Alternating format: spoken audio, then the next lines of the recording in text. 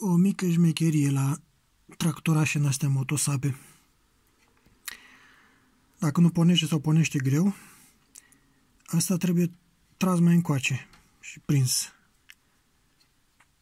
Ca asta să închidă clapeta total. La mine asta era aici cu vreo 1 centimetru sau ceva de genul. Și pornea la 20 sfoară. Așa că am tras asta un pic mai încoace. Asta îl trage complet. Și pornește acum la prima sfoară.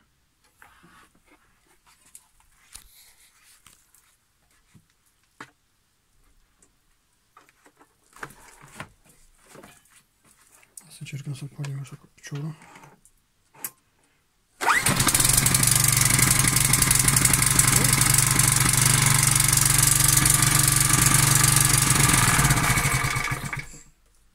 Ați văzut? Mă cuneam cu 20 de sforțuri. Am crezut că e de la bujie, dar bujia era ok. Din păcate nu-i bujia problema, ci chestia asta banală. Nu mai știu cum zice, e ambreiaj sau ce e. Deci el trebuia să tragă full. Deci asta să nu mai aibă joc aici deloc. Adică să poată să mai se ducă încolo. Maxim. Clapeta închisă. Șocul.